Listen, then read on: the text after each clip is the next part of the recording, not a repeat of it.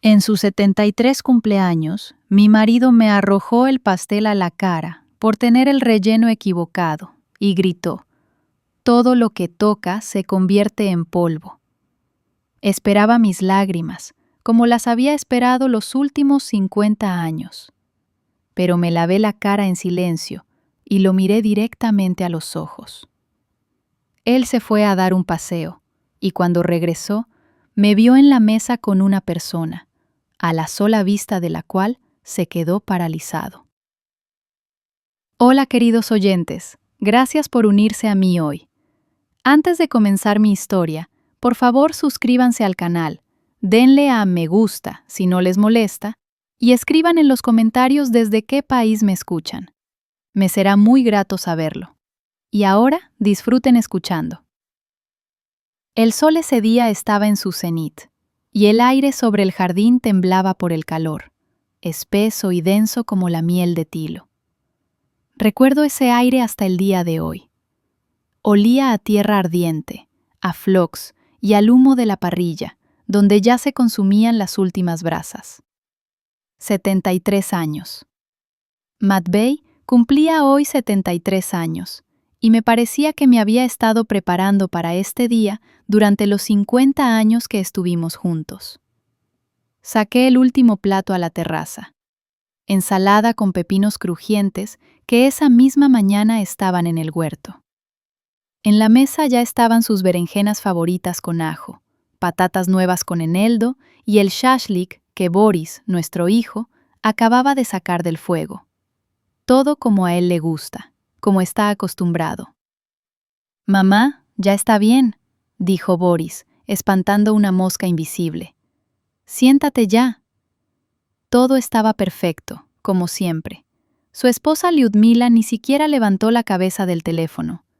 Estaba sentada en el columpio de mimbre, balanceando perezosamente la pierna con una elegante sandalia.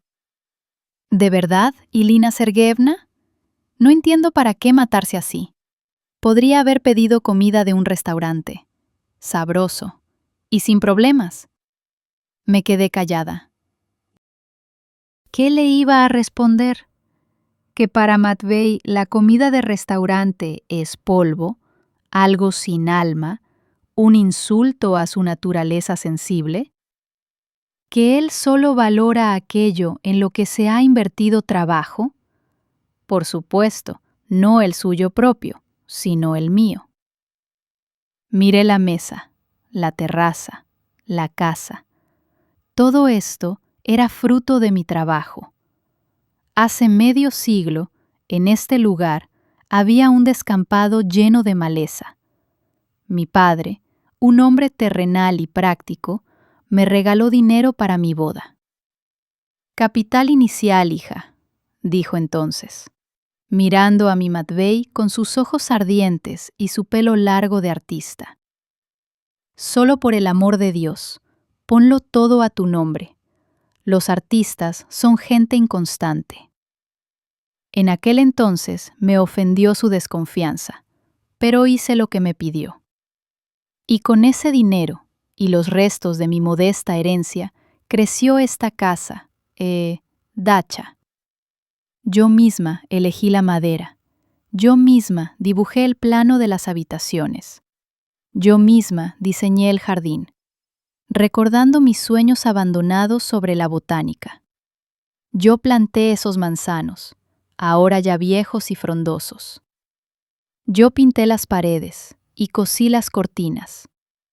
Creé un mundo en el que mi genio pudiera crear, sin distraerse con la prosa de la vida. Y él creaba. Toda la casa, desde el suelo hasta el techo, estaba cubierta de sus lienzos. Enormes, sombríos, agobiantes. En ellos había figuras distorsionadas, atardeceres carmesí, rostros desfigurados. Los críticos, a quienes él rara vez atraía hasta aquí, elogiaban cortésmente la expresividad, bebían mi coñac y nunca más volvían. Matvey culpaba de esto a su rigidez, a su incapacidad para ver al genio. Y yo simplemente limpiaba el polvo de sus obras maestras, y seguía creyendo, o fingía que creía. Después de tantos años, ya ni se distingue. Bueno, ¿dónde está el cumpleañero? Lyudmila finalmente apartó la vista de la pantalla. Su voz sonó deliberadamente animada. El pastel se estropeará pronto con este calor. Matvey salió del taller. Siempre aparecía como si nos hiciera un gran favor. Alto, aún imponente, con una melena de pelo gris echada hacia atrás. Recorrió la mesa con la pesada mirada de un conocedor. No sonrió, solo asintió, aceptando el tributo. Se sentó a la cabecera de la mesa. Boris sirvió el vino. Liuda pronunció un brindis fluido y vacío, sobre la salud y la inspiración. Yo me quedé callada. Simplemente acerqué a mi marido el plato con el mejor trozo de carne. Comía sin mirarme, como si yo fuera parte del mobiliario, una sirvienta cuya presencia se da por sentada. Estaba acostumbrada. En 50 años uno puede acostumbrarse a todo, a que tus pensamientos no le interesen a nadie, a que nadie note tus sacrificios, a que solo seas una función que asegura el confort de los demás. Finalmente llegó el momento del pastel. Tardé 2 días en hornearlo. Un bizcocho ligero, una suave crema de mantequilla. Sabía que a Matvey no le gustaban los dulces empalagosos, y siempre ponía algo con un toque ácido. Esta vez, frambuesas frescas que había recogido al amanecer. Lo traje con las velas. 73 lucecitas. Boris y Liuda aplaudieron y cantaron cumpleaños feliz. Matvey estaba sentado con cara de piedra. No le gustaba todo ese alboroto. Sopló las velas y le puse el pastel delante. «Venga, papá, corta el primer trozo», lo animó Boris. Matvey tomó el cuchillo. Sus movimientos eran lentos, teatrales. Cortó un generoso trozo, lo puso en el plato y se llevó el tenedor a la boca. Pero no comió. Pinchó el pastel con el tenedor, lo partió, y su rostro se distorsionó, como si hubiera visto algo repugnante en el plato. «¿Qué es esto?», preguntó en voz baja, pero en ese silencio ya resonaba el metal. «Frambuesas», respondí también en voz baja. «Frescas, de la mañana». Levantó los ojos hacia mí. En ellos había una furia fría y rabiosa. «Frambuesas. Creo que dije que quería cerezas». Forcé mi memoria. Sí, me parece que hace unas 3 semanas había mencionado de pasada algo sobre un pastel de cerezas, y se me había olvidado. Entre sus cientos de instrucciones, caprichos y exigencias, esa frase simplemente se perdió. «Matvey, perdona, yo...» «¡Perdona!». Su voz se quebró en un grito. «Siempre lo estropeas todo, siempre. 50 años de lo mismo. Pido una cosa, algo elemental, pero ni siquiera eres capaz de eso». Me miraba, y en su mirada había tanto odio que se me heló el pecho. Boris bajó los ojos. «Lyudmila», lo vi por el rabillo del ojo. Apenas perceptiblemente. Sonrió depredadoramente. Lo estaba disfrutando. «Todo lo que tocas», siseó, levantándose de la mesa. Yo lo miraba su rostro retorcido por la ira, su labio inferior temblando de furia, y esperaba algo. Esperaba otro insulto, un portazo. Pero hizo algo que nunca había hecho. Agarró el pastel, no un trozo, sino el plato entero, y con un breve gruñido gutural me lo arrojó a la cara. El mundo estalló por un momento en una niebla dulce y pegajosa. La crema fría me golpeó las mejillas, los ojos, se me metió en la nariz, en el pelo.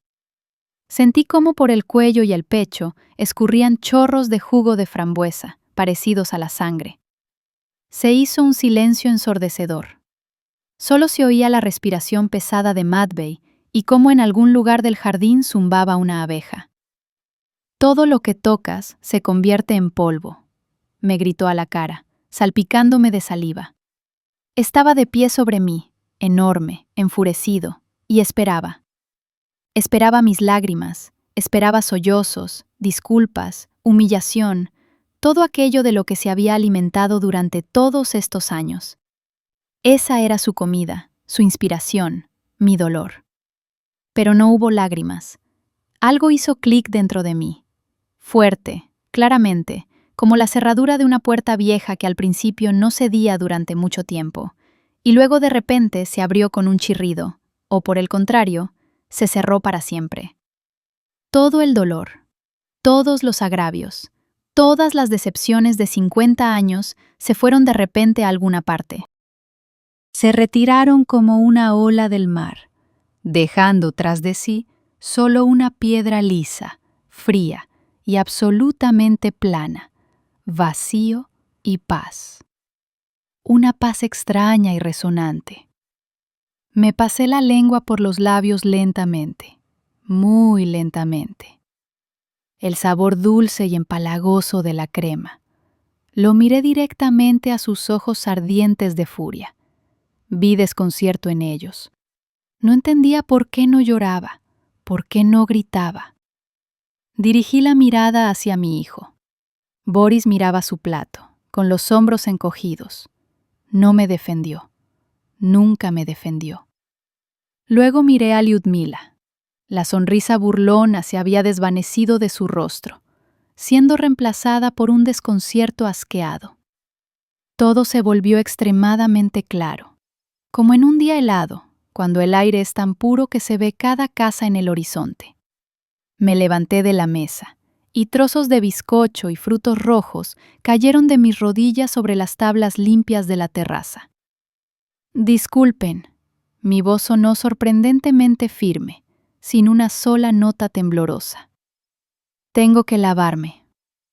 Me di la vuelta y entré en la casa, dejándolos a los tres en la terraza en un silencio ensordecedor. No se escuchó ni una palabra a mis espaldas. Nadie me llamó, nadie intentó detenerme. Solo oí cómo crujía la silla bajo Boris, y cómo, a lo lejos, ladraba el perro de los vecinos. Cada paso por las tablas familiares y ligeramente agrietadas resonaba con un eco sordo. En el vacío que se hizo, la crema pegajosa de mi cara empezó a secarse, tensando mi piel. Tenía en la nariz el olor empalagoso de la vainilla y la humillación. Entré en el baño de la planta baja, el pequeño, el que usaba principalmente yo cuando trabajaba en el jardín. Una bombilla tenue, azulejos viejos que yo misma había puesto hace unos 20 años. Me miré en el espejo sobre el lavabo y no me reconocí. Me miraba un monstruo, un espantapájaros de ciudad. Pelo gris apelmazado por la crema, en las mejillas y la frente manchas rosas de frambuesa, en la barbilla un trozo de bizcocho. Los ojos, solo los ojos eran los míos, tranquilos, claros y muy, muy cansados. Abrí el grifo. El agua helada golpeó mis palmas. Empecé a lavarme ese postre vergonzoso. Me lavé durante mucho tiempo, a fondo, hasta que la piel chirrió. No estaba lavando solo el pastel. Me estaba lavando 50 años de expectativas ajenas. 50 años de esperanza de que algún día él me valoraría, me vería, me agradecería. Estaba limpiando las ilusiones que se habían acumulado sobre mí, en una capa gruesa y grasienta, como esta crema. El clic que sentí allí en la mesa no fue un estallido de ira. No, la ira es un sentimiento caliente, furioso, y yo tenía frío. Fue el sonido con el que un médico de reanimación apaga la máquina de soporte vital, constatando la muerte. Ya está, el paciente ha muerto. Cualquier otra acción no tiene sentido. Mi matrimonio acababa de ser declarado oficialmente muerto. Hora de la muerte. Aproximadamente las 3 de la tarde. En el 73 cumpleaños de mi marido. Causa de la muerte. Relleno de frambuesa. Qué curioso. El gran amor, al que dediqué toda mi vida, renunciando a la universidad, a mi carrera, a mis propios deseos, terminó por un pastel. No por sus interminables romances fuera del matrimonio, de los que yo sabía y callaba. No por el desprecio con el que me rociaba cada día. No por haber pisoteado mi juventud, convirtiéndome en una sirvienta gratuita para su genio, sino por unos frutos rojos. Supongo que todo tiene su gota que colma el vaso. La mía resultó ser dulce. Escuché movimiento en la terraza, voces sordas e irritadas. No podía distinguir las palabras, pero las entonaciones me eran dolorosamente familiares. Era la ira de Matvey, baja y retumbante. Las notas chillonas y aduladoras de Lyudmila, y el murmullo incomprensible de Boris. Su eterno intento de reconciliar a todos y no meterse en nada. Sonó el portazo de un coche, luego otro. El motor rugió, y el sonido de las ruedas alejándose sobre la grava se desvaneció a lo lejos. Se habían ido a dar un paseo para respirar tras mi insoportable presencia. Me sequé la cara con una toalla áspera de gofre.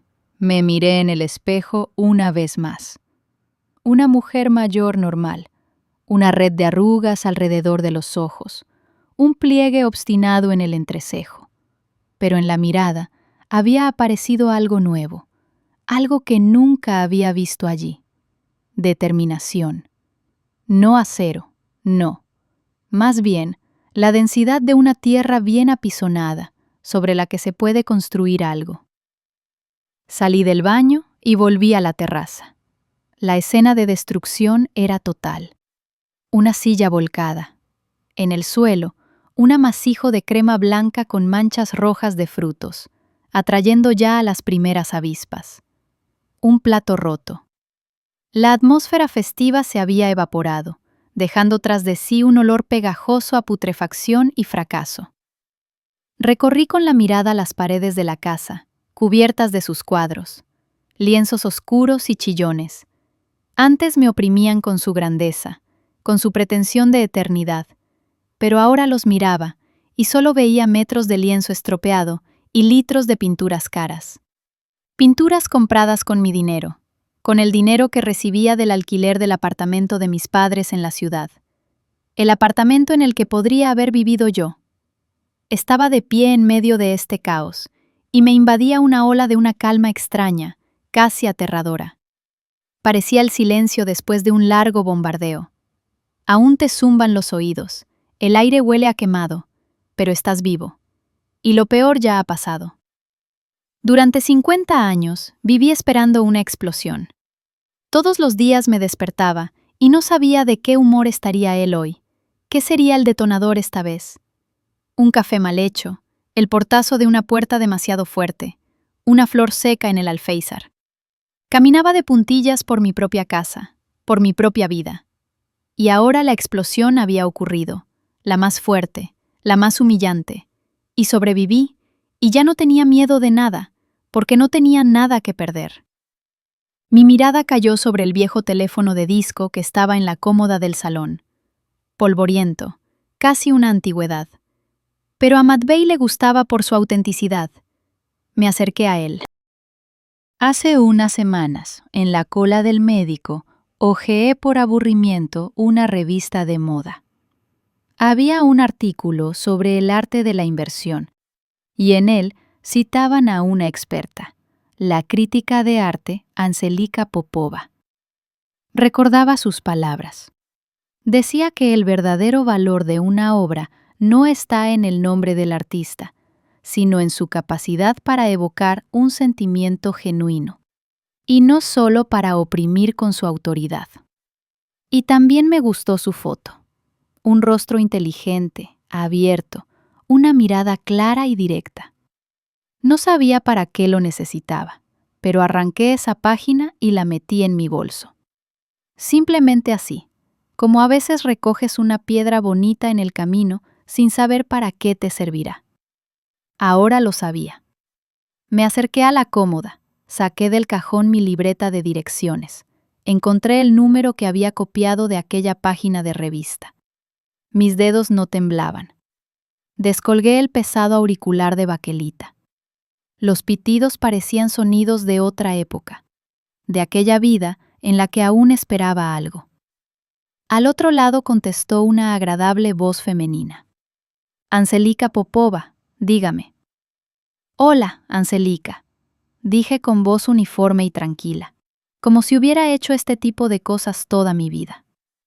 Me llamo Ilina Sergeyevna Rostova.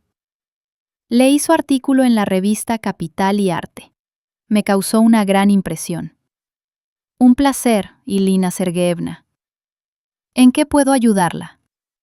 Hice una breve pausa, eligiendo las palabras. Vinieron solas, sencillas, de negocios, definitivas. Necesito una consulta urgente. Quisiera encargarle una evaluación pericial completa de una colección privada de pintura. Y miré por la ventana hacia mi jardín, hacia los viejos manzanos, hacia la casa en la que había invertido todo de mí y la propiedad adyacente. Al otro lado de la línea hubo un segundo de silencio. ¿Urgente hasta qué punto? ¿Hasta qué punto es posible?, pregunté. Por ejemplo, esta noche. De nuevo una pausa. Oí cómo pasaba las páginas de su agenda. Tenía una reunión programada, pero se puede posponer. Ella dudó. Ilina Sergeyevna, perdone la pregunta, pero ¿qué colección es? ¿De qué artista estamos hablando? Matvey Rostov, respondí. El nombre de mi marido no le produjo ningún efecto, ningún reconocimiento. Simplemente un silencio cortés. De acuerdo, dijo finalmente. Puedo estar en su casa alrededor de las 8 de la tarde. ¿Le parece bien? Dígame la dirección. Le dicté la dirección, le di las gracias y colgué lentamente el auricular en la horquilla. Ya está. El mecanismo se había puesto en marcha.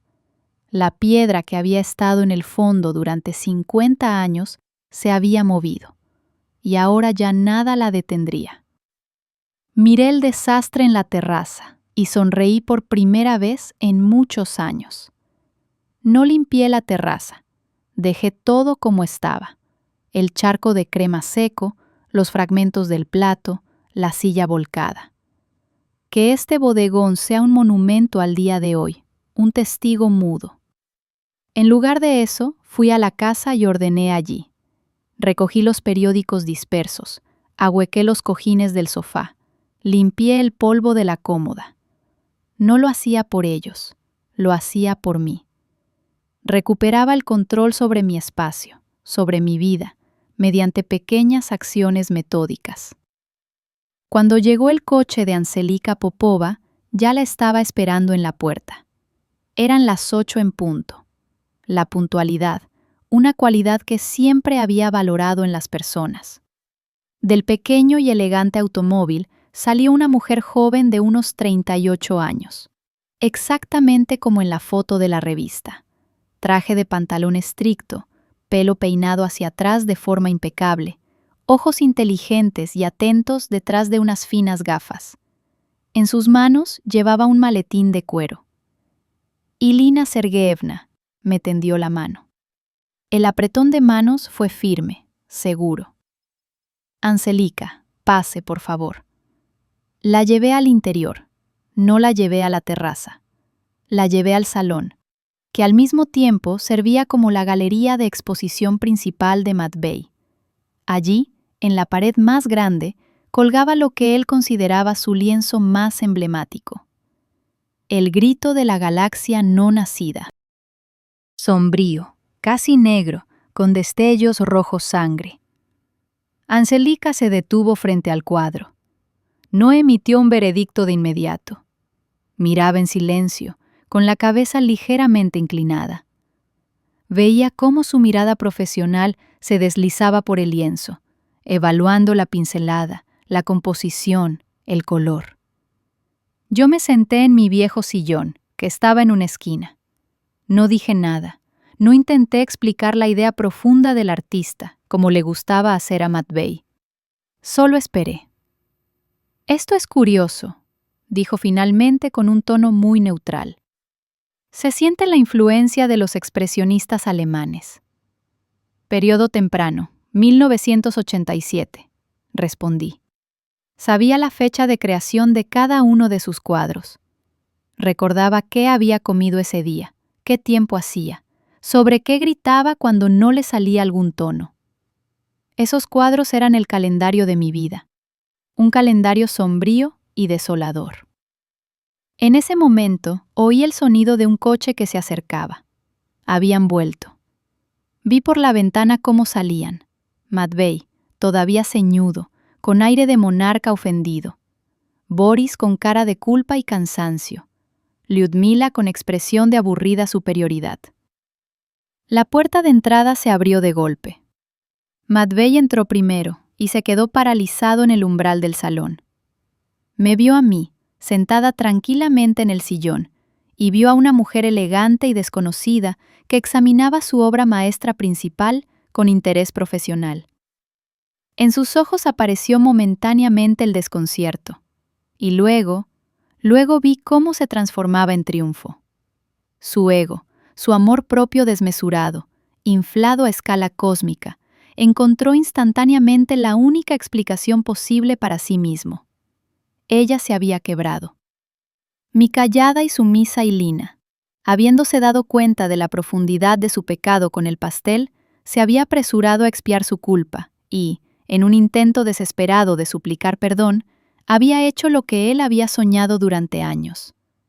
Había invitado a un verdadero conocedor, a un crítico, a un historiador del arte de la capital, que ahora por fin revelaría su genio al mundo. Su rostro se transformó, enderezó los hombros, en sus labios apareció la sonrisa condescendiente y un poco cansada del creador que recibe un tributo tardío.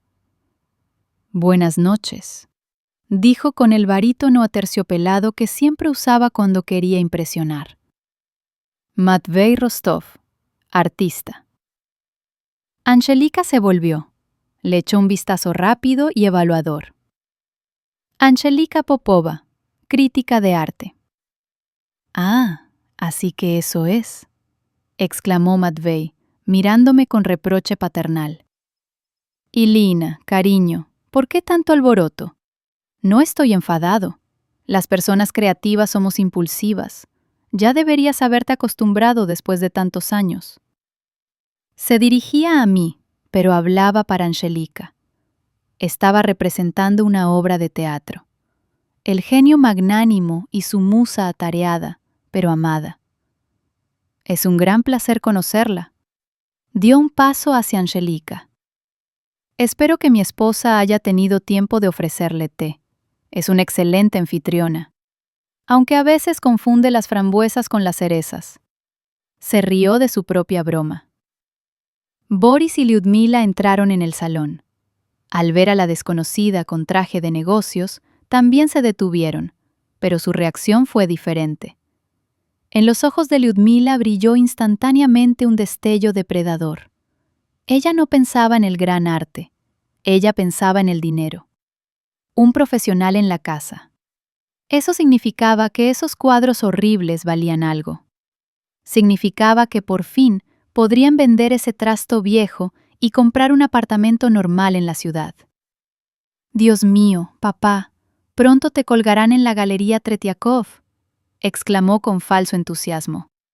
«Mamá, qué buena eres al haber organizado esta sorpresa». Boris murmuró algo ininteligible, pero también se animó visiblemente. En su mente, al parecer, ya se dibujaban cuadros de una vida acomodada con los ingresos de la venta de los lienzos de su padre. Los tres rodearon a Angelika. Matvey comenzó su habitual conferencia sobre la tragedia del artista incomprendido, sobre el simbolismo cromático del sufrimiento. Lyudmila asentía, intercalando frases como: parece que es una obra maestra evidente. ¿Y cuánto puede costar esto? Boris simplemente estaba al lado y asentía con aprobación. Y yo estaba sentada en mi sillón y observaba en silencio este teatro del absurdo. Ni siquiera se habían dado cuenta de que había sido yo quien había invitado a Angelica. Para ellos, estaban absolutamente seguros de que todo en este mundo seguía girando en torno a Matvey y sus deseos. Que yo era solo personal de servicio, una sombra, una función, y que mi única acción posible era el arrepentimiento. Angelica se comportó impecablemente. Escuchó cortésmente, asintió, hizo preguntas aclaratorias sobre la técnica y los materiales. No reveló ni con un solo gesto, ni con una sola palabra, el verdadero propósito de su visita, y ni una sola vez miró en mi dirección, como si no nos hubiéramos puesto de acuerdo. Le estuve inmensamente agradecida por eso. Media hora más tarde, alegando lo avanzado de la hora, comenzó a despedirse. Bueno, Matvey, Arkadievich, dudó, sin saber su patronímico. Ignatievich, la corrigió él con importancia. Matvey Ignatievich, ha sido muy ilustrativo. Prepararé un informe preliminar y me pondré en contacto con Ilina Sergeyevna. Pronunció mi nombre con claridad y peso, pero ellos no lo escucharon. Estaban demasiado borrachos con la esperanza que les había caído de repente. Matvey la acompañó hasta el coche como a una reina, repartiendo por el camino nuevos comentarios sobre sus obras. Cuando regresó, estaba de un humor excelente. De la furia matutina no quedaba ni rastro. Incluso me dio una palmada en el hombro.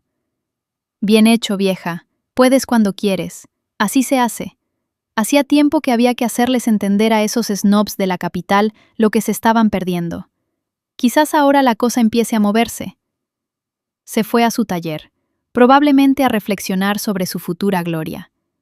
Boris y Lyudmila se quedaron en la cocina. Fui al jardín para cortar unas ramas de menta para el té de la noche. La ventana de la cocina estaba abierta, y parada en el crepúsculo que se espesaba junto al arbusto de jazmín, escuché su conversación. ¿Tú te crees esto? Era la voz de Lyudmila, despectiva, siseante. ¿De verdad crees que esa basura vale algo? ¿Quién sabe?, respondió Boris cansinamente. La mujer parece seria, no parece una loca. Bueno, supongamos, pero ¿viste su cara? Casi no podía contener la risa cuando él estaba dando el rollo sobre la galaxia no nacida. ¿Y tu madre, te imaginas? Decidió disculparse de esta manera, contratando a una chica cualquiera para que mirara sus garabatos. Pausa. Oí cómo Boris abría el refrigerador. Sonó una botella.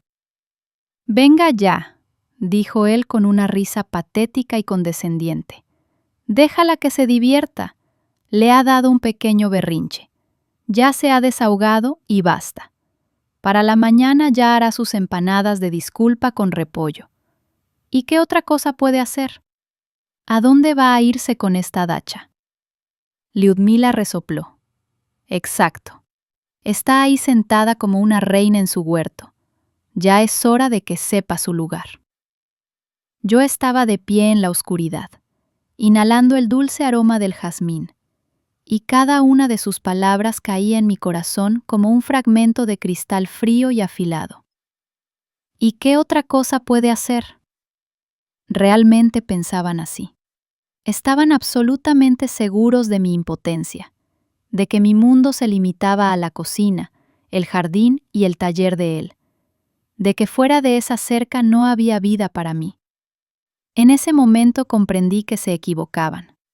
Se lo demostraría, no con gritos, no con lágrimas, sino con acciones silenciosas y metódicas.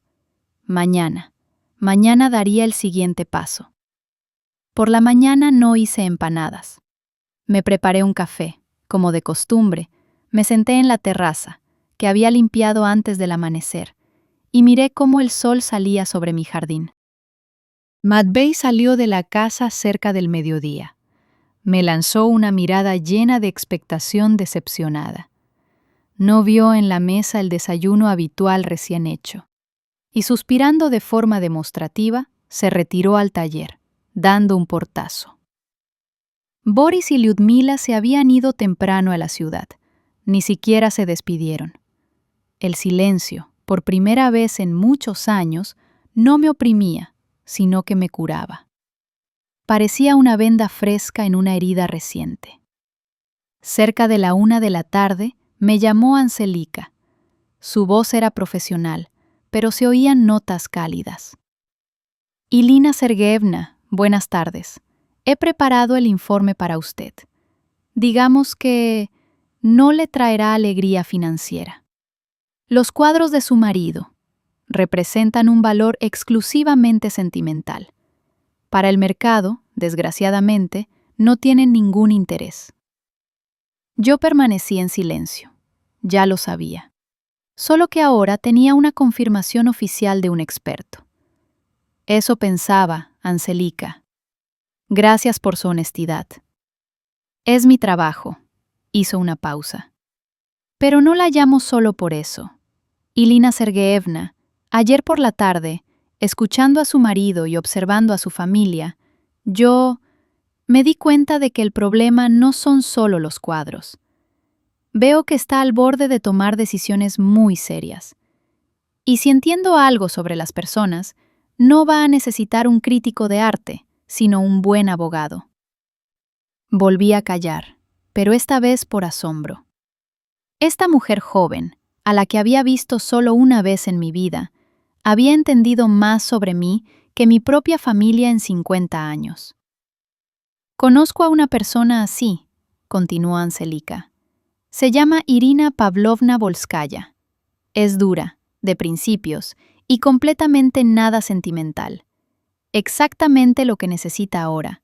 No hará preguntas innecesarias, simplemente hará su trabajo. ¿Puedo darle su número? Sí, respondí, y mi voz no tembló. Por favor. Al día siguiente estaba en la ciudad, en una oficina pequeña pero sólida, en un antiguo edificio de Pokrovka. Irina Pavlovna resultó ser una mujer de unos 50 años, con el pelo corto y una mirada muy penetrante y tenaz. Parecía un cirujano antes de una operación compleja. Nada de cortesías vacías. Me escuchó sin interrumpir, haciendo apenas anotaciones en su cuaderno de vez en cuando. Le hablé de la casa, de que me pertenecía, de que quería venderla.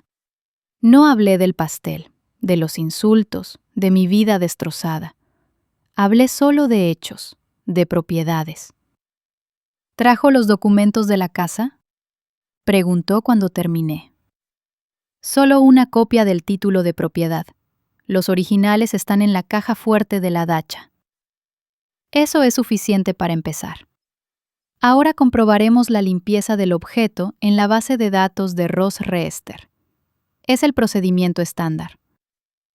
Se volvió hacia su ordenador. Sus dedos empezaron a correr rápidamente por el teclado. En el enorme monitor parpadeaban tablas, extractos, números catastrales. Yo estaba sentada mirando su perfil concentrado. En esa oficina, con su olor a papel y café, me sentía a salvo. Allí no había lugar para las emociones, solo leyes, párrafos y hechos. A ver, murmuró, mirando fijamente la pantalla. Rostovtseva Irina Sergeyevna, única propietaria desde 1972. Todo correcto. Ninguna carga, embargo, ni hipoteca. Todo limpio. Un momento. ¿Y esto qué es? Su voz cambió. El distanciamiento profesional desapareció. Apareció tensión. Se acercó más al monitor. Frunció el ceño. ¿Qué pasa?, pregunté.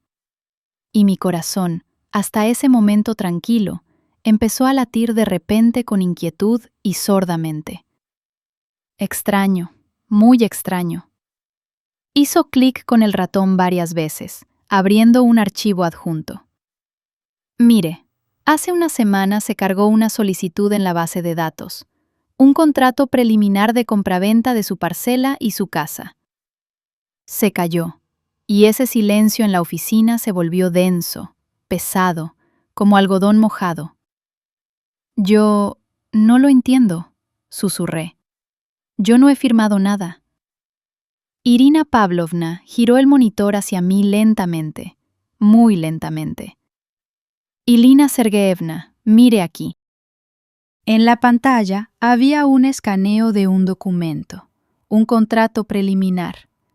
En el encabezado, los datos de alguna agencia inmobiliaria. A continuación, la descripción completa de mi casa, de mi parcela, de cada manzano, de cada metro cuadrado de tierra que había cultivado durante medio siglo. Y abajo en la casilla de vendedor, estaba la firma, Rostovtseva S. Esa no era mi firma, se parecía. Alguien se había esforzado mucho en copiar mis garabatos, mi inclinación, pero era una burda falsificación muerta, una farsa. Miré esas líneas torcidas y se me acabó el aire en los pulmones. Esa no soy yo, exhalé. Ya me lo imaginaba. La voz de Irina Pavlovna se volvió dura como el acero. La firma es claramente falsa, pero eso no es todo. Volvió a hacer clic con el ratón. En la pantalla apareció otro documento, un anexo al contrato. Solicitud para la asignación de una plaza en una institución de servicios sociales. Leía las líneas y se me nublaban los ojos. Institución presupuestaria estatal, pensión para veteranos del trabajo, el refugio tranquilo. La dirección era de alguna ciudad de la región de Moscú, lejana y lúgubre. Había visto fotos de esos lugares en los periódicos. Largos pasillos con paredes desconchadas, habitaciones para 6 personas, olor a cloro y desesperanza. Era una solicitud a mi nombre, pidiendo que me asignaran una cama, como alguien que necesita cuidado constante de terceros debido a la venta de su única vivienda. No se me heló el pecho. No. Me pareció que ya no tenía pecho, ni corazón, ni nada por dentro. Simplemente me habían vaciado, como el relleno de un pastel, dejando solo una cáscara vacía. Eso no era una traición. La traición es algo caliente, es sobre el agravio, los celos, los sentimientos engañados. Pero esto era otra cosa, frío, como la mesa de una morgue, calculador. Era un trato comercial.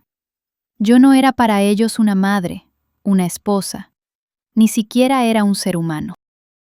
Yo era un activo viejo y gastado, que impedía disfrutar del valor principal, la tierra, la casa. Y ese activo había que liquidarlo, darlo de baja, deshacerse de él con los mínimos costes. Mandarlo a vivir sus últimos días en un establecimiento público para que no estorbara. Miré esos 2 documentos en la pantalla, el contrato falso de venta de mi casa y la solicitud para enviarme al asilo, y lo entendí todo. Su furia por el pastel, su irritación, sus sonrisas condescendientes. No había sido simplemente una pelea familiar. Yo estorbaba sus planes. Mi presencia, mi callada obstinación, mi vida, todo eso era un obstáculo. Ya lo habían decidido todo por mí. Habían vendido mi casa y determinado mi futuro. Una cama en él, refugio tranquilo. Las palabras de Lyudmila ayer, escuchadas en el jardín. Ya es hora de que sepa su lugar. Ahora comprendía su verdadero significado. todos esos lastimosos restos de sentimentalismo que aún podían brillar en algún lugar de los rincones más lejanos de mi alma.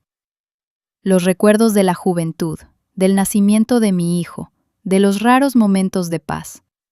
Todo eso no solo se había quemado, había sido destruido, incinerado por este cálculo frío y despiadado, como si nunca hubiera existido.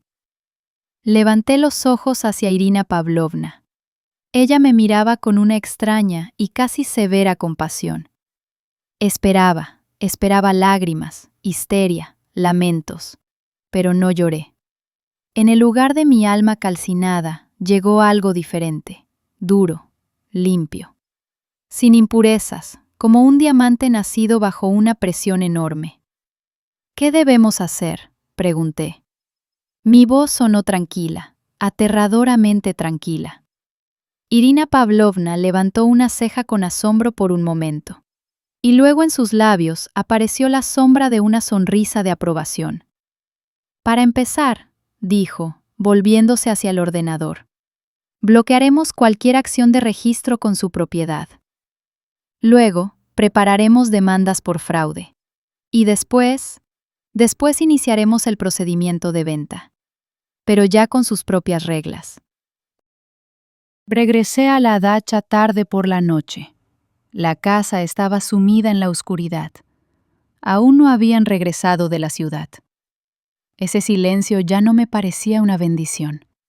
Ahora era siniestro. Caminé por las habitaciones. Toqué las cosas. La vieja cómoda que había heredado de mi abuela. Los libros en los estantes. El mantel que había bordado yo misma en la mesa del comedor. Miraba todo eso, y no había melancolía en mí. Había una furia fría. Querían quitármelo todo, incluso los recuerdos. Querían borrarme, como una línea innecesaria en un libro de contabilidad. No dormí en toda la noche. No porque me atormentaran las preocupaciones. No, estaba sumamente tranquila. Simplemente esperaba. Esperaba la mañana. Esperaba el comienzo de una nueva era, mi era. Los siguientes 2 días viví como en la niebla. Cumplí todas las instrucciones de Irina Pavlovna por teléfono. Firmé los documentos que me trajo el mensajero. Fui al banco. Actuaba como un mecanismo bien engrasado. Un mecanismo de venganza. Cerré la cuenta conjunta que Matvey usaba como si fuera propia, pagando sin ningún pudor sus gastos creativos. Lienzos caros, pinturas de Italia, coñac de élite para la inspiración. Transferí todo el dinero, hasta el último céntimo, a mi nueva cuenta personal. Luego cancelé la transferencia mensual a la tarjeta de Lyudmila. Le enviaba ese dinero todos los meses, para sus caprichos, como ella lo llamaba. La suma no era pequeña. Creía que estaba ayudando a la familia de mi hijo, que los estaba apoyando. Ahora entendía que simplemente estaba pagando por su desprecio hacia mí. Ella aceptaba mi dinero como algo debido, como un tributo que yo, la vieja, estaba obligada a pagar a los jóvenes y guapos por soportar mi existencia. Matvey, Boris y Lyudmila se comportaban como si no hubiera pasado nada. El cumpleaños estaba olvidado, el pastel lavado. Esperaban mis empanadas de disculpa, pero no hubo empanadas. Mi silencio los irritaba. Veían que había cambiado, pero no podían entender qué pasaba. Lo atribuían todo a demencia senil, a resentimiento. Todavía creían que todo volvería a la normalidad, que me enfadaría un poco y me calmaría. ¿A dónde iba a ir? El desenlace llegó el viernes. Yo estaba sentada en el jardín en mi viejo sillón de mimbre y tomaba té con menta. El día era cálido, soleado.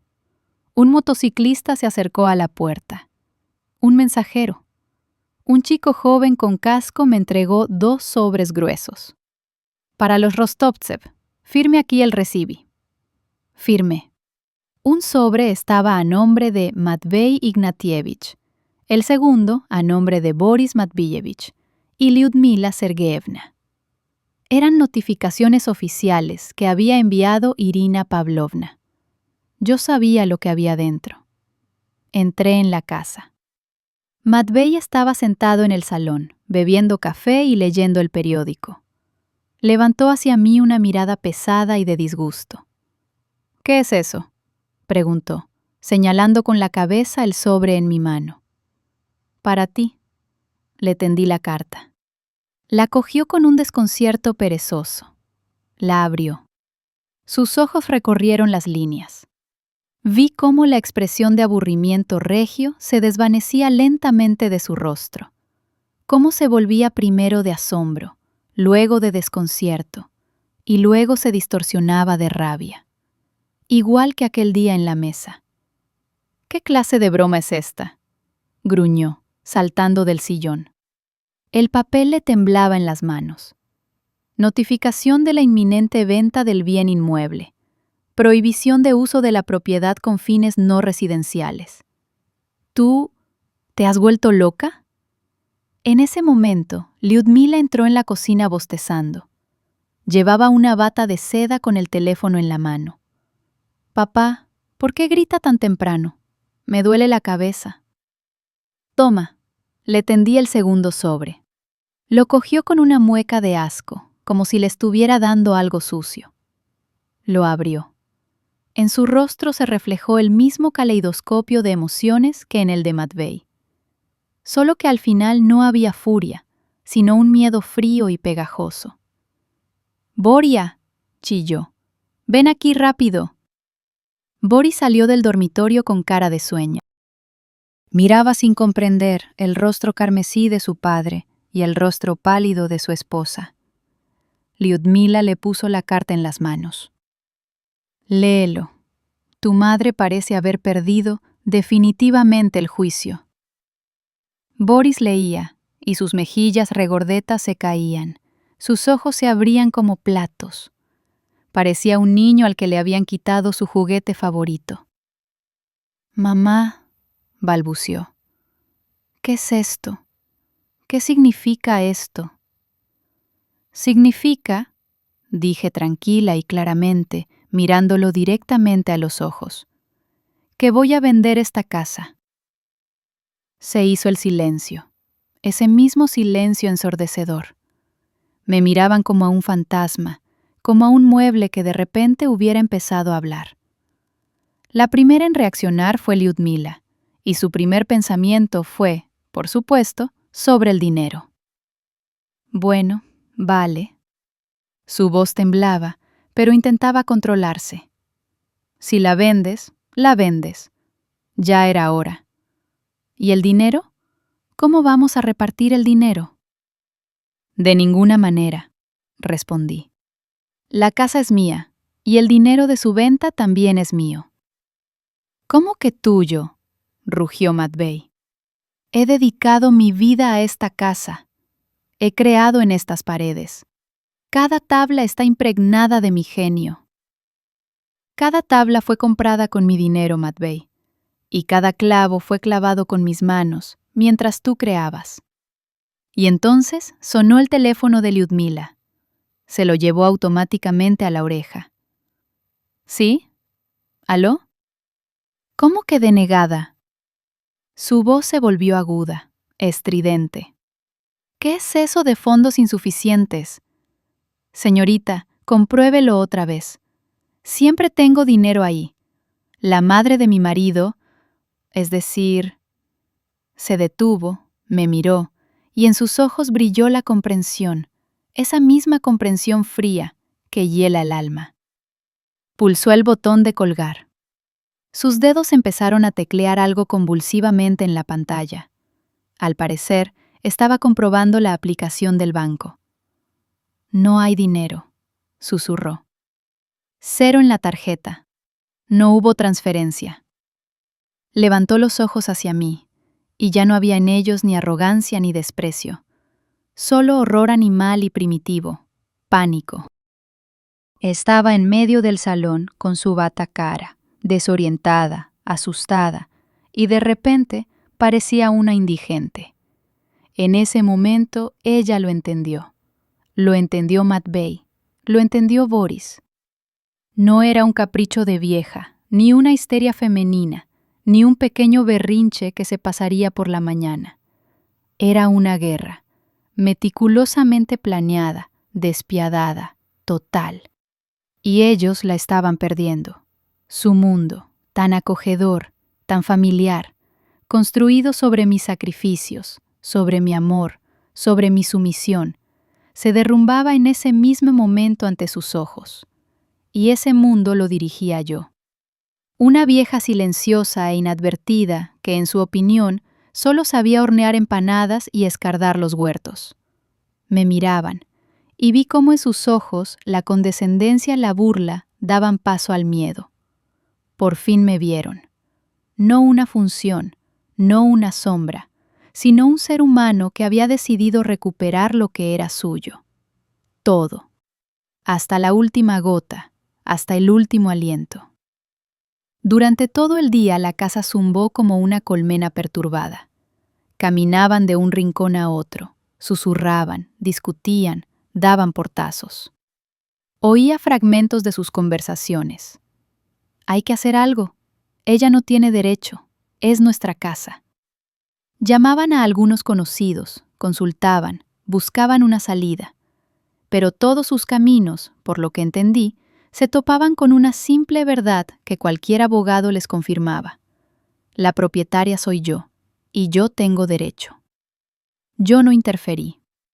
Me preparé una sopa ligera, comí, leí un libro en el jardín. Estaba tranquila. El miedo, el pánico, la rabia, todo eso estaba de su lado. De mi lado solo estaba la verdad, y eso era suficiente. Por la tarde vinieron a verme los tres. Yo estaba sentada en el salón en mi viejo sillón junto a la lámpara de pie. En mi regazo descansaba el tejido. Siempre tejía por las tardes. Me tranquilizaba. Entraron y se pusieron delante de mí en semicírculo, como un tribunal, como un pelotón de fusilamiento. El primero en empezar fue Matvey. Decidió interpretar el papel del patriarca ofendido, del marido traicionado en el mismo corazón. Y Lina, su voz temblaba por una ira mal contenida, que intentaba hacer pasar por justa indignación. 50 años. Durante 50 años he compartido contigo el techo y la cama. Te he dedicado mis mejores cuadros. Te he hecho esposa de un genio. ¿Y tú? Tú a mis espaldas, con unos abogados, con unos papeluchos, como una ladrona. ¿Cómo has podido traicionarme así, a nuestra familia, a nuestra historia? Se golpeaba el pecho, se retorcía las manos. Era su obra de teatro favorita. La había interpretado decenas de veces, y yo siempre me la creía. Empezaba a llorar, a pedir perdón, a sentirme culpable. Pero hoy simplemente estaba sentada mirándolo, y no veía a un gran mártir, sino a un viejo egoísta asustado. Cuando su diatriba patética se agotó, entró en combate Lyudmila. Ella eligió otra táctica, las lágrimas. Se sentó en el reposabrazos del sofá, se cubrió la cara con las manos y rompió a llorar. De forma falsa, desgarradora, como una mala actriz en un teatro de provincias. Ilina Sergievna, mamita, sollozaba. ¿Cómo puede ser? Esta casa, este es nuestro nido familiar. Aquí se crió Boria. Aquí deberían criarse nuestros nietos, sus nietos. ¿Quiere destruirlo todo? ¿Echarnos a la calle? ¿Para qué? ¿Por un estúpido pastel? ¿Acaso la familia, las tradiciones, la memoria no significan nada para usted? Lloraba, pero yo veía cómo entre sus dedos brillaban sus ojos astutos y evaluadores.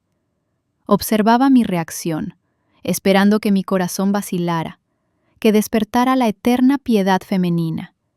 Pero mi corazón no vaciló. Era liso y duro, como una piedra. El último fue Boris, mi hijo. Su papel fue el más patético, el papel del suplicante. Se acercó y se arrodilló delante de mí. Apoyó la cabeza en mi regazo, directamente sobre el tejido. Mamá, mamita, empezó a murmurar, y en su voz había notas de desesperación auténticas y genuinas. Por favor, no hagas esto. Nos hemos precipitado. A cualquiera le pasa. Papá, ya lo conoces. Es un hombre de arte, nervioso. Liuda tampoco lo hizo con mala intención. Somos una familia. ¿A dónde iremos? A la calle. Mamá, no nos hagas indigentes. Por favor, recapacita. Respiraba sobre mi rodilla y sentí el olor del vino de ayer. Miraba su nuca encanecida. Una vez quise a ese niño más que a la vida. Estaba dispuesta a darlo todo por él. Y lo di. Mi juventud, mis sueños, mi herencia. Invertí en él todo lo que tenía. Y él había crecido y se había convertido en esto. Un hombre débil, sin voluntad, que se esconde detrás de su padre y su esposa, y solo es capaz de arrodillarse y suplicar. Se habían expresado. En la habitación reinaba un silencio pesado y expectante. Esperaban mi respuesta, mi decisión, mi capitulación. Me miraban los tres, seguros de que su triple golpe, ira, lágrimas y súplica, no podía fallar. Siempre había funcionado. Lentamente dejé el tejido a un lado. Boris levantó la cabeza de mi regazo a regañadientes. Me incliné hacia la pequeña mesita de café que estaba junto a mi sillón. Sobre ella había una carpeta que había traído de Irina Pavlovna. En silencio, saqué de la carpeta 3 hojas de papel. Las puse sobre la mesa una tras otra, lentamente, con pequeñas pausas para que tuvieran tiempo de examinar cada una. Primero, puse la copia del contrato de compraventa falso con la firma torcida y falsificada. Matvey frunció el ceño, escrutando el documento. Lyudmila dejó de llorar y se inclinó hacia adelante. Sus ojos se entrecerraron. En segundo lugar, puse el folleto publicitario brillante. En la portada, un edificio gris y deprimente, y un letrero alegre. Pensión El Refugio Tranquilo. Una vejez digna rodeada de cuidados. La cara de Boris empezó a alargarse. Parecía que empezaba a entender algo. Y en tercer lugar, puse el extracto bancario. Una impresión de mi cuenta de los últimos 3 años. Había rodeado con rotulador rojo una línea. Una gran transferencia. Una suma con 5 ceros. Concepto del pago. Para el desarrollo del negocio de Boris Matveyevich. Ese mismo negocio que, por supuesto, quebró a los 6 meses, dejando tras de sí solo deudas que otra vez tuve que pagar yo. Miraban esos 3 documentos que yacían sobre la mesa: la falsificación, el asilo, el dinero.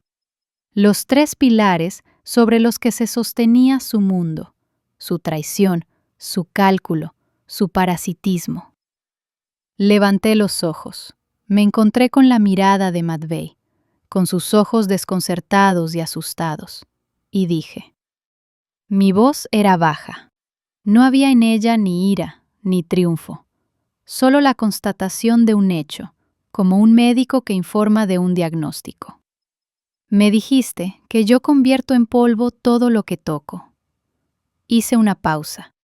Dejé que esas palabras colgaran en el silencio ensordecedor del salón. Te equivocaste. Yo no era el polvo. Yo era los cimientos sobre los que todos ustedes estaban parados. Y acabo de decidir desmoronarme. Silencio. Fue absoluto, no resonante, no tenso, sino un vacío muerto. Como si hubieran aspirado todo el aire, todos los sonidos, todos los pensamientos de la habitación. Matvey me miraba, y su rostro se había vuelto gris ceniza. Se le había caído toda su genialidad fingida, toda su pose. Solo quedaba un viejo asustado, que de repente se dio cuenta de que la tierra se le hundía bajo los pies. Lyudmila miraba los papeles, y sus labios se movían sin emitir sonido. Parecía una ladrona atrapada, a la que le han puesto todas las pruebas delante. Y Boris, mi hijo, simplemente bajó la cabeza. No se atrevía a mirarme a los ojos. Sus hombros se hundieron. Estaba destrozado. Estaban destruidos. No por mis gritos, no por mis acusaciones, sino por la verdad silenciosa e irrefutable puesta sobre la mesita de café. Ese silencio fue mi victoria, la más completa y definitiva. Me levanté de mi sillón, dejándolos a los tres como estatuas congeladas en el silencio sepulcral del salón. No esperé su reacción, sus excusas, sus nuevas mentiras. Simplemente dije, necesito descansar. Y me fui a mi habitación en el segundo piso. Cerré la puerta, pero no con llave. Ya no tenía miedo. No había de quién encerrarse. Los enemigos habían sido derrotados. Sus armas, las mentiras y las manipulaciones se habían vuelto contra ellos mismos. Creí que ahí terminaría todo, que ellos, acorralados por pruebas irrefutables, recogerían sus cosas y desaparecerían silenciosamente de mi vida. Subestimé su desesperación y subestimé a Lyudmila. En esa mujer, bajo una capa de pereza y glamour, se escondía una naturaleza depredadora y tenaz. No sabía perder. Los siguientes días fueron extraños. Caminaban por la casa como sombras. Hablaban conmigo de una manera enfatizadamente cortés, casi aduladora. Matvey de repente empezó a interesarse por mi salud. Boris intentaba ayudarme en el jardín, arrancando torpemente mis ásteres favoritos junto con las malas hierbas. Lyudmila preparaba un café asqueroso y amargo y me lo traía a la cama con una sonrisa servil. Era nauseabundo. Yo entendía que eso no era arrepentimiento. Era un reagrupamiento de fuerzas antes del ataque final y decisivo. Una noche, Lyudmila entró en mi habitación. Me trajo una taza de té de tilo. Ilina Sergeyevna, lo hemos estado hablando. Estamos muy preocupados por usted. Comenzó con una voz insinuante y empalagosa. Toda esta historia con la venta de la casa, con los abogados, es mucho estrés para usted. Tenemos miedo de que no entienda del todo lo que está haciendo, que esa mujer, esa crítica de arte, simplemente se esté aprovechando de su estado. Yo la miraba en silencio por encima de la taza. El sábado vendrá a visitarnos Leonid Arkadievich, continuó sin pestañear. El primo hermano de Matvey Ignatievich. Seguro que lo recuerda, el decano de la universidad. Un hombre muy respetado. Quiere hablar con usted, tranquilizarla, ayudarla a entender la situación. Simplemente una charla familiar. Lo entendí todo. Ese era su último gambito, su as en la manga. Leonid Arkadievich, el primo de Matvey, era una autoridad indiscutible en nuestra familia. Un hombre de la vieja escuela, con una reputación impecable, profesor, decano. Su palabra era ley. Ellos, obviamente, le habían cantado su versión de los hechos. La pobre anciana Ilina, destrozada por el dolor, había caído bajo la influencia de una astuta estafadora de arte que quiere quitarle su único hogar. Y ahora, el bondadoso y sabio Leonid Arkadievich venía a salvarme de mí misma. Estaban organizando una intervención familiar para presentarme como una vieja loca e incapacitada, y a mis aliados como delincuentes. Bien, dije en voz baja. Que venga, me alegrará verle. Lyudmila no pudo ocultar una sonrisa triunfante. Estaba segura de que yo había caído en la trampa. Me terminé el té, esperé a que todo se calmara en la casa e hice 2 llamadas. Una a Angelica, la segunda a Irina Pavlovna. El sábado amaneció nublado. El cielo estaba cubierto de nubes grises. Hacia el mediodía se acercó a la casa un imponente Volga negro. De él salió Leonid Arkadievich, alto, de pelo blanco, con un traje estricto y un maletín en las manos. Su rostro expresaba una sincera preocupación y compasión. Matvey, Boris y Lyudmila salieron al porche para recibirle. Estaban interpretando la obra de la familia abatida por el dolor. Matvey callaba afligido. Lyudmila se llevaba un pañuelo a los ojos. Boris miraba al suelo con culpa. «Lionia, hola, gracias por venir», dijo Matvey con tono trágico. «Ya ves lo que está pasando, una desgracia». «Lo resolveremos», respondió Leonid Arkadievich con su voz de bajo, dándole unas palmaditas en el hombro. «¿Dónde está Ilina?» «Está en el salón», susurró Lyudmila. «Solo, por favor, sea amable con ella. No está en sus cabales». Lo llevaron al salón. Yo estaba sentada en mi sillón, pero no estaba sola. A mi izquierda, con un traje de negocios y una carpeta de documentos en el regazo, estaba sentada Irina Pavlovna. A mi derecha, tranquila y serena, Angelica. Las caras de Matvey, Boris y Lyudmila se alargaron. Esto no se lo esperaban. Su plan mostraba la primera grieta. «Ilinochka, hola querida». Leonid Arkadievich, sin embargo, no se inmutó. Se acercó y me besó la mano. «¿Cómo te sientes? Todos estamos muy preocupados por ti». Se sentó en el sofá de enfrente. Matvey, Boris y Lyudmila se colocaron detrás de él, como un grupo de apoyo. «Gracias, Leonia. Me siento estupendamente», respondí con calma. «Como nunca. Permítame presentarte. Ella es Angelica Popova, crítica de arte. Y ella es mi abogada, Irina Pavlovna Volskaya». Leonid Arkadievich midió a mis invitadas con una mirada estricta y evaluadora. «He oído», empezó suavemente, pero con tono aleccionador, «que has empezado un asunto extraño con la venta de la casa. Ilina, cariño, entiendes que esta casa es memoria, es historia. Matvey puso toda su alma aquí».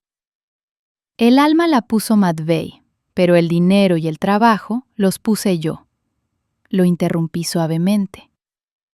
«Pero no se trata de eso».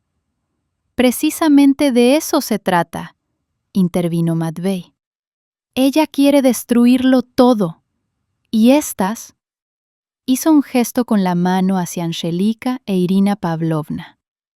«Ellas le siguen la corriente, la engañan, aprovechándose de su estado». «Leonid Arkadievich», me dirigí a él, ignorando el ataque de Matvey. «Sé lo que le han contado. Sé bajo qué luz me han presentado. Por eso invité a Irina Pavlovna, para que no permitiera que mis palabras fueran infundadas. Irina Pavlovna, sea tan amable». Mi abogada abrió su carpeta en silencio. Sacó esos mismos documentos y, sin decir una palabra, los puso sobre la mesita de café frente a Leonid Arkadievich. La copia del contrato falso. El folleto de El Refugio Tranquilo. El decano cogió los papeles, los leía lenta y atentamente. Vi cómo su rostro, tan preocupado y compasivo, se iba petrificando gradualmente. Cómo en sus ojos aparecía primero el desconcierto y luego un frío desprecio helado. «¿Qué es esto?», preguntó sin levantar la cabeza. Y su voz sonó de tal manera que un escalofrío me recorrió la espalda. Es una falsificación», gritó Matvei. «Una trampa. Lo han preparado todo para difamarnos». Pero su grito ya era patético. Leonid Arkadievich levantó la vista, pero no me miró a mí. Miraba a su primo hermano, a su sobrino. «Matvei», dijo en voz baja, pero cada palabra caía en el silencio como un golpe de martillo. «Conozco tu firma. La he visto miles de veces. Y esto», señaló la falsificación con el dedo, «es un garabato patético e inepto. Pero ni siquiera se trata de eso. Esto», levantó el folleto del asilo. «Esto». No terminó la frase. Simplemente los miraba. Y en su mirada había un asco tan ensordecedor que casi sentí pena por ellos. Era un hombre de honor, y lo que vio estaba más allá de su comprensión. Se levantó lentamente, dobló los documentos y se los devolvió a Irina Pavlovna. «Gracias por abrirme los ojos», le dijo. Luego se volvió hacia mí. «Ilina, perdóname. Perdóname por haber dudado de ti un segundo y haber creído a estos». Y luego se volvió hacia su familia. «¿Y ustedes?». No gritaba. Hablaba casi en un susurro, pero de ese susurro emanaba un frío sepulcral. Vender la casa de la propia madre y meterla en un asilo por dinero. Creía que te conocía, Matvei. Te consideraba un hombre vacío y egoísta, pero no un canalla. Me equivoqué. Y tú, Boris, tú simplemente deshonras el apellido. Los miraba como a algo asqueroso, como a insectos. Desde este día ya no tengo hermano ni tengo sobrino. Para mí están muertos. No se atrevan a aparecer nunca más en mi casa. No se atrevan a llamarme. Olviden mi nombre. Se dio la vuelta y, sin mirar atrás, salió del salón. Un minuto después, oí cómo arrancaba el motor de su Volga, y el coche, cogiendo velocidad, se alejó. Su última esperanza, su máxima autoridad, su as en la manga, acababa de renegar públicamente de ellos. Su reputación en el círculo familiar, lo único que aún les quedaba, había sido destruida de forma definitiva e irrevocable. Estaban de pie en medio de la habitación, aplastados, humillados, vacíos. Y yo sabía que ese era el final de verdad. Al día siguiente se mudaron sin escándalos, sin gritos, sin despedidas. Empacaron sus cosas en cajas de cartón y maletas. Matvei sacaba de su taller sus cuadros, enrollados en cilindros. Esas mismas obras maestras que debían traerle la gloria eterna y que ahora parecían viejas alfombras polvorientas. Lyudmila empacaba en silencio sus innumerables vestidos y zapatos. Boris cargaba todo esto en una furgoneta Gazelle alquilada. No me miraban. Yo estaba sentada en la terraza, en la misma silla, y tomaba té. No sentía ni alegría maliciosa ni pena. Solo sentía alivio.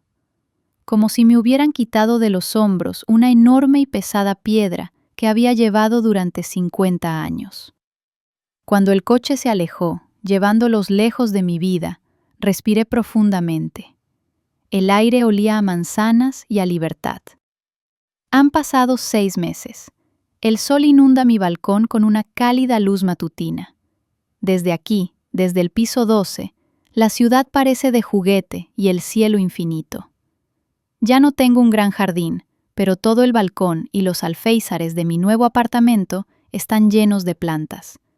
Hay de todo: delicadas orquídeas, caprichosas fucsias, exuberantes helechos e incluso un pequeño limonero. Todas florecen, todas se estiran hacia la luz, igual que yo. El apartamento es pequeño, pero luminoso y acogedor. Las paredes están pintadas de un cálido color crema. No hay ni un solo cuadro en ellas, solo los reflejos del sol que juegan sobre la superficie limpia. Toda la oscuridad, toda la pesadez, toda la agobiante genialidad se quedaron allí, en el pasado, en la casa vendida. La dacha la compró una familia joven con niños, arquitectos. Dijeron que el lugar tenía un buen aura y que planeaban construir algo ligero y moderno, con grandes ventanales que den al jardín. Me alegré. Mi jardín, mis manzanos, seguirán viviendo, oirán risas de niños. Es un buen final para la historia. Estoy sentada en un cómodo sillón, envuelta en una manta, y bebo té verde en una bonita taza de porcelana. La compré la semana pasada simplemente así, porque me gustó. Estoy aprendiendo a hacerme pequeños regalos, aprendiendo a escuchar mis deseos. Durante 50 años viví para las necesidades ajenas, los caprichos ajenos, el sueño ajeno. Ahora tengo el mío. Junto a mi taza en la mesita hay un libro, Guía de Italia. Lo abro por el marcapáginas. Jardín Botánico de Padua. El jardín botánico más antiguo del mundo. Recuerdo cómo leí sobre él en mis libros de texto universitarios cuando tenía 19 años. Soñaba con verlo, con tocar esos muros antiguos, con inhalar el aroma de las plantas que recuerdan siglos. Luego apareció Matvei en mi vida, y el sueño fue guardado en el cajón más profundo de mi alma, sepultado por la rutina, los sacrificios y sus enormes lienzos oscuros. Ahora el cajón está abierto. Dentro de 2 semanas vuelo sola a Italia para estudiar jardines botánicos. Es gracioso, supongo, empezar a realizar el sueño de tu juventud a los 71 años. Pero a mí no me hace gracia. Me parece que nunca he estado más viva que ahora. El timbre de la puerta me saca de mis pensamientos. Sonrío. Sé quién es. En el umbral está Angelica. En estos 6 meses se ha convertido no solo en una aliada, sino en una amiga íntima. Nos vemos casi todas las semanas. Vamos a teatros, a exposiciones, o simplemente tomamos té así, en mi balcón. Ella no me trata como a una viejecita frágil. Habla conmigo como a una igual. Le interesan mis pensamientos, mis recuerdos, mis planes. A su lado no me siento como una pieza de museo del pasado, sino como una persona viva e interesante. Hola, Ilina. Me tiende una caja con mis pastelitos de almendra favoritos. ¿No te distraigo de tus grandes planes? Pasa, Angelochka. Tú nunca me distraes. Nos sentamos a la mesa. Le sirvo té. Hablamos de tonterías, de una nueva exposición, del tiempo, del perrito gracioso que vimos ayer en el parque. Me siento a gusto con ella, a gusto y tranquila. ¿No te da miedo volar sola?, pregunta ella, mordiendo un pastelito. No, respondo sin dudarlo. He vivido 50 años con un extraño. Ahora quiero vivir conmigo misma, conocerme mejor. Me parece que soy una interlocutora bastante interesante. Angelica se ríe. De eso no tengo ninguna duda. Miro mis flores. El sol brilla a través de los delicados pétalos de la orquídea y parecen hechos de luz. Él decía que yo convierto en polvo todo lo que toco. Digo en voz baja, más para mí misma que para ella. Durante 50 años, sus oscuros lienzos colgaron en mis paredes, y yo le creí. Creía que yo era esa grisura, ese fondo para su brillo, que mi tarea era pasar desapercibida, ser cómoda, ser la tierra en la que crecía su talento.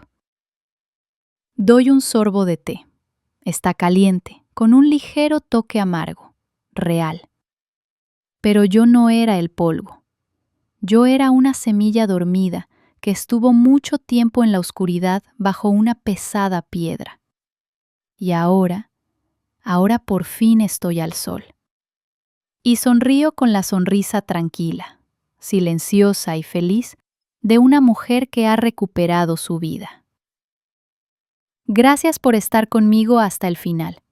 Si esta historia le ha conmovido, dele a me gusta y escriba en los comentarios qué momento resonó más en usted. Suscríbanse al canal para no perderse nuevas historias. Cuídense, valórense y vivan de verdad.